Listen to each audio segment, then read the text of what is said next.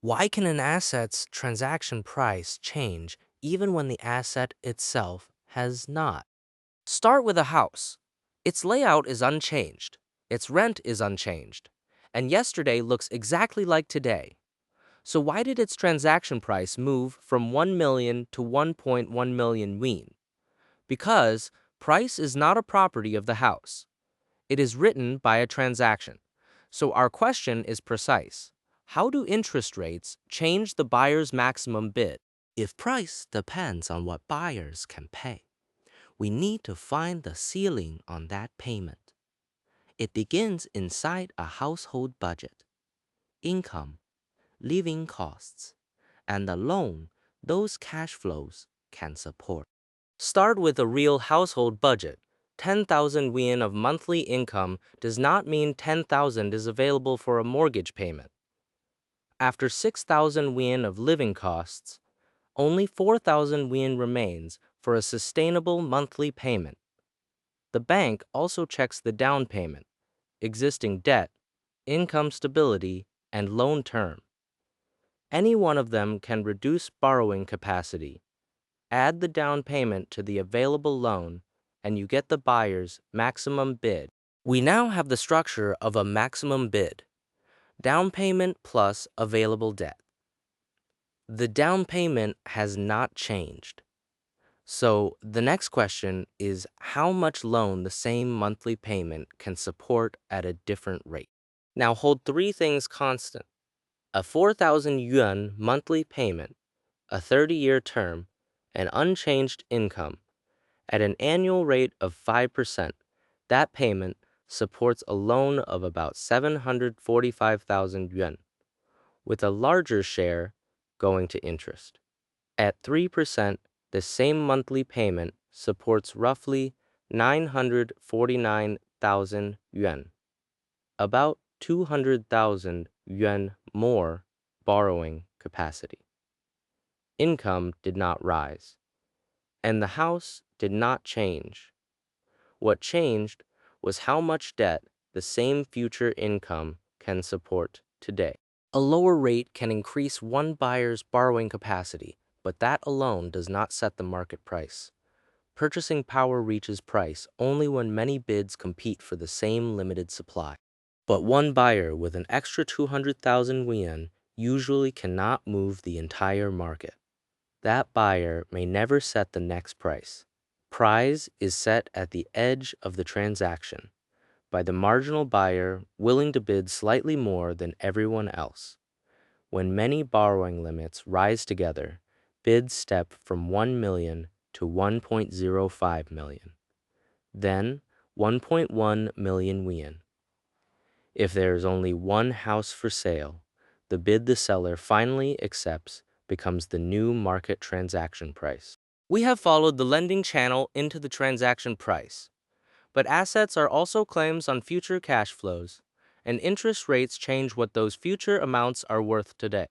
Borrowing capacity is only the first channel. Buying stocks, bonds, or property means using money today to claim future cash flows. Suppose you will receive 100 yuan 10 years from now. At 5%, it is worth only about 61 yuan today.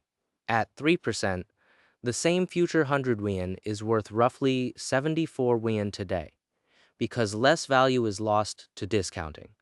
The farther away the cash flow, the more the timeline stretches, and the more the valuation gap compounds.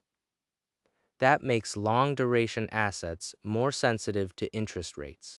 The farther away a cash flow is, the more discounting matters. Bonds, stocks, and property receive cash in different patterns, so they cannot all react to rates in the same way. Bonds promise future interest.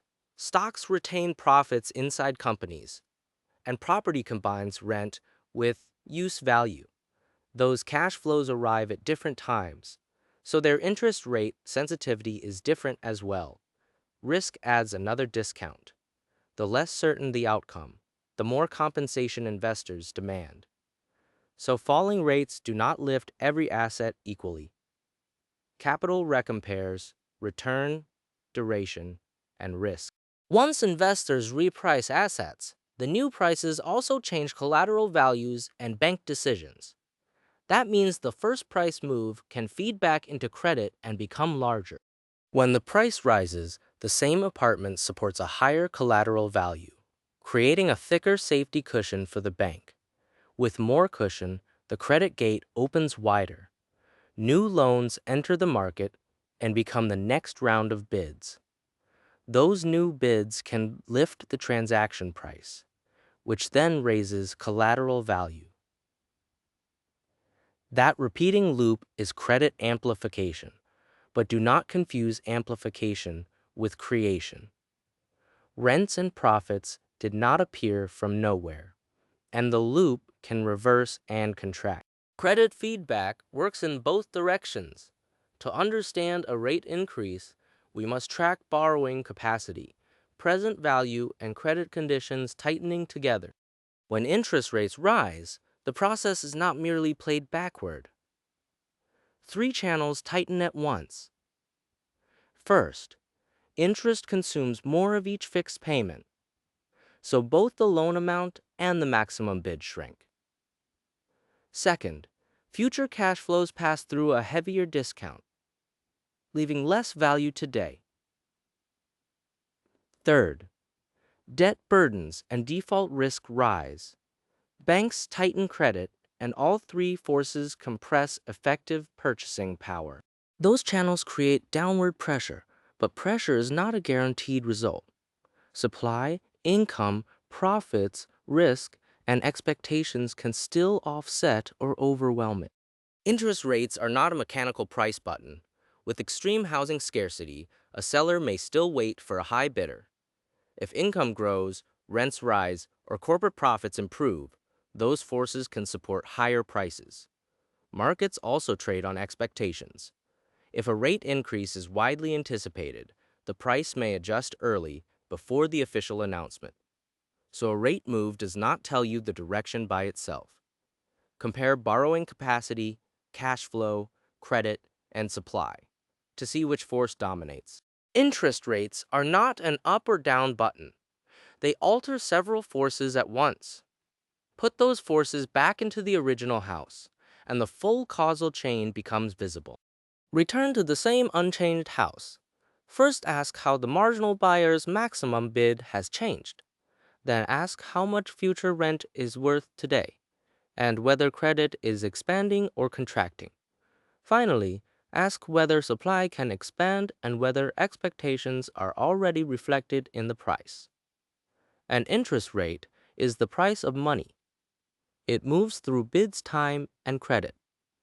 Until real transactions, write a new asset price.